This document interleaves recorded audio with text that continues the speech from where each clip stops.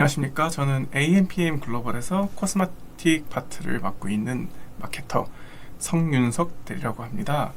오늘은 코스메틱 분야에 대한 마케팅 전략을 제안해 드리기 위해서 이 영상을 찍어 보았습니다. 일단 목차는 가볍게 코스메틱 분야의 현황에 대해서 짚고 또 그에 따른 맞춤 전략 그리고 결론을 지으면서 이 영상을 마쳐보려고 합니다. 자, 첫 번째로 현황에 대해서 말씀드릴 건데요. 현재 화장품 경기 그리고 코스메틱 경기의 불황에 대해서 좀 말씀을 드려보려고 합니다.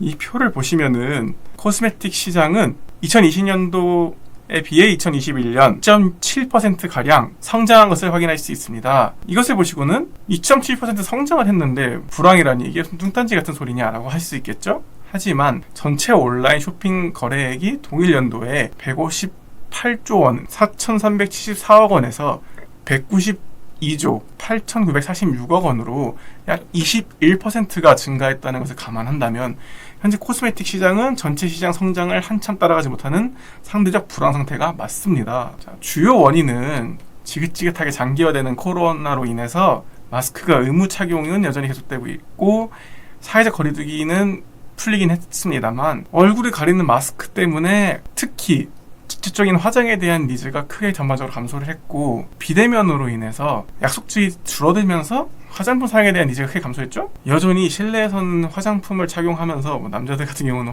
면도를 좀 덜 하기도 하고 여성들은 화장을 덜 하는 경향이 나타나긴 했죠. 물론 피부 관리에 대한 니즈 자체는 올라가면서 특정 화장품 같은 경우는 오히려 수요가 올라가기도 했으나 전반적으로 화장품 자체에 대한 시장의 회복은 더딘 모습을 보이고 있습니다. 그렇다면은 현재 코스메틱 시장의 불황을 타개하기 위해서 이런 마케팅 관리는 어떻게 돼가고 있을까요?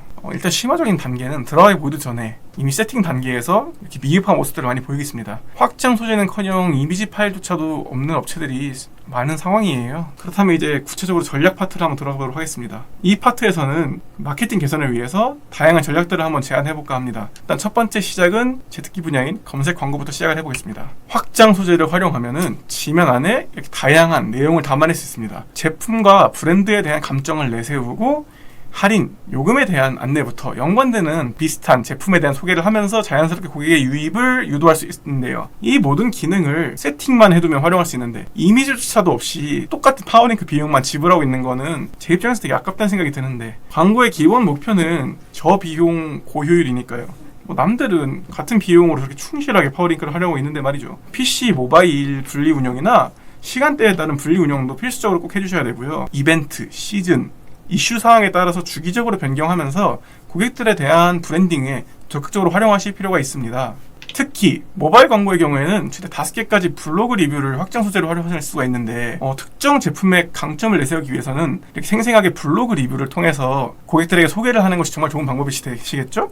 자사의 메인 제품이라면 특히나 고려해 보실 만한 방식이 되겠습니다. 이렇듯 특정 확장 소재를 활용하면은 자사에 맞는 다양한 방법을 구사할 수 있음에도 불구하고 제대로 활용하지 않는 경우가 정말 빈번합니다. 이렇게 블로그 리뷰 확장 소재를 활용하지 못하는 것은 특히나 PC와 모바일 광고의 분리 집행이 제대로 이루어지진 않는 것은 아닌가 한 번쯤 의심해볼 필요가 있다고 생각이 들기도 하고요. 다음으로는 키워드 활용인데요. 후자의 키워드를 상위 노출하고 계신 광고주분들은 정말 좋은 키워드를 잡고 고효율의 광고를 하고 계시는 중입니다. 물론 브랜딩이라는 관점에서 접근을 한다면 왼쪽에 키워드 같은 메인 키워드를 상위권으로 잡고 있는 전략이 당연히 좋은 게 맞습니다. 그렇지만 확장 소재 세팅도 제대로 하지 않고 특히 이미지조차 제대로 넣지 않은 광고주분들이 그런 부분을 염두에 두고 저런 고가의 키워드를 잡고서 광고를 운영 중이라고 글쎄요 볼 수 있을지는 다소 의아한 부분이 있는데요. 여하튼 다시 효율적인 키워드라는 관점으로 돌아간다면 당연히 메인 키워드는 CPC가 너무도 큽니다. 그보다는 고객의 니즈와 정확히 일치하는 키워드를 잡고 최대한 상위권을 잡는 편이 전환율도 높게 나오면서 CPC도 낮기 때문에 높은 로아스를 실현할 수 있습니다. 실제로 제 광고주 분들의 경우에는 이렇게 메인 키워드를 잡고 계시다가 서브 키워드로 메인 키워드 순위를 낮추고 우선권을 돌리자 로아스가 낮게는 350%에서 최대 1000%까지 차이가 나는 경우도 발생을 했습니다. 제품별로 이런 키워드들을 발굴하여 세팅하는 것이 마케터의 재량이라고 할 수 있겠는데요. 저는 주로 고객의 니즈에 따라서 이런 키워드들에 집중하는 편입니다. 특히 트러블에 관련한 제품의 경우에는 구체적인 트러블의 해결과 관련된 키워드를 잡는 것이 좋다고 말씀드릴 수 있겠고요. 이번에는 디스플레이 광고 쪽 전략들을 좀 제시해 보겠습니다. 첫 번째로 말씀드릴 것은 요즘 대세인데요. 바로 네이버 GFA입니다. 네이버 모바일의 메인과 서브 중요 서비스 지면에 노출이 되기 때문에 운영하기에 따라 광고의 성과가 정말 굉장히 좋은 편입니다. 적어도 브랜딩이라는 측면에서는 유의미한 결과를 거두기에 정말 좋습니다. CPC 방식으로 진행된다는 점에서는 예산 조정도 용이하고요. 성과형으로 작동하기 때문에 타겟팅도 용이해서 마케팅 효율이 정말 좋은 배너 광고입니다. 실시간으로 데이터가 측정된다는 점에서 효율 체크 또한 용이하고요. 다음으로 카카오 모먼트 또한 추천드리는 전략인데요.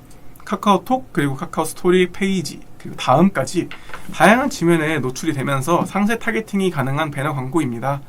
카카오 데이터와 사용자의 활동 패턴 분석을 기반으로 노출이 좀 이루어지는데요. 특히 다음 메인 페이지 배너를 이용해요.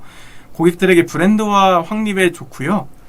GFA와 마찬가지로 CPC 단가를 통해 예산을 조정하면서 진행이 가능하기도 하며 메인 페이지 배너라서 가시성 또한 굉장히 높습니다. 자, 그리고 마지막으로 드릴 전략은 바이럴 광고입니다. 바이럴은 종류가 정말 다양합니다. 특히 잘 활용하셔야 할 분들이 계시는데요. 바로 자사 브랜드를 가지고 특정 제품에 주력하는 분들입니다. 앞서 제가 모바일 파워링크의 경우에는 블로그 리뷰도 확장 소재로 활용할 수 있다고 소개를 드렸죠. 바이럴은 이 경우엔 직접적인 시너지를 낼 수도 있고요. 네이버의 자사 브랜드를 검색했을 때 바이럴을 활용하면 검색 결과를 정말 쉽게 최적화시킬 수 있습니다. 네이버 뷰를 비롯해서 심지어 언론까지 원하는 내용들만 노출을 시킬 수 있기 때문입니다. 바이럴을 활용하고 나면 어떤 성과들을 볼 수 있을까요? 바로 보시는 화면과 같은 결과가 나올 수 있습니다. 해당 브랜드나 상품을 검색했을 때 화면이 최적화가 되는 것이죠. 이로 인해 고객의 신뢰도를 굉장히 높일 수 있겠죠? 인플루언서 분들이나 C랭크, 다이아 로직을 꽉 잡고 있는 상단 노출 전문 블로거 분들과 협력할 경우엔 아예 제품명이 아닌 키워드 자체에서 상단 노출을 잡을 가능성도 있습니다. 가령 로션을 검색했는데 자사의 제품에 네이버 최상단 뷰에 뜬다고 한다면 그 바이럴 파급 효과는 어마어마하겠죠? 단 효과가 큰 만큼 이 방향으로 가시려면 아무래도 단순 배포보단 비용이 많이 들어가기 때문에 주로 상단 노출은 업계의 큰손 브랜드들이 잡을 확률이 높고요. 또 상단 노출은 누구도 보장은 할 수 없기 때문에 큰 업체라고 해서 과신을 할 필요도, 상대적으로 규모가 작은 업체라고 해서 지레 겁먹을 필요도 없이 누구나 한번쯤 도전해보실 필요가 있다고 생각이 듭니다. 자, 그럼 오늘의 결론입니다. 그 결론은 마케팅이라는 영역은 정말 넓고 깊습니다. 방법은 무궁무진합니다. 제가 소개시켜드린 영역 외에도 정말 많은 마케팅 분야가 있습니다. 무작정 마케팅의 영역을 넓혀나가는 것이 꼭 능사는 아니고요. 현재 상황에 맞는 적절한 마케팅의 형태를 찾는 것이 최우선이며 그 다음으로는 그 광고를 제대로 집행하는 것이 중요하다는 점 다시 한번 강조드리면서 이 내용을 마치고 싶네요. 물론 어느 것 하나도 제대로 안 되고 있는 곳이 정말 많은 것이 현실이다 보니까요. 광고주님들께서는 꼭 자사의 마케팅 현황을 한번 돌아보시기를 권유드리겠습니다. 100개의 업체가 있다면 100개의 갈림길이 있는 것이 마케팅입니다. 어느 정도 보편적으로 통용될 수 있는 가이드라인은 좀 있을지언정 마케팅의 정답은 없습니다. 자, 영상 시청해주셔서 감사합니다. 추가적으로 궁금하신 사항이나 문의사항 있으시다면 언제든지 연락처로 문의주세요. 저는 앞으로 더욱 유익한 영상으로 찾아뵙도록 하겠습니다. 감사합니다. AMPM 글로벌 성유석들이었습니다.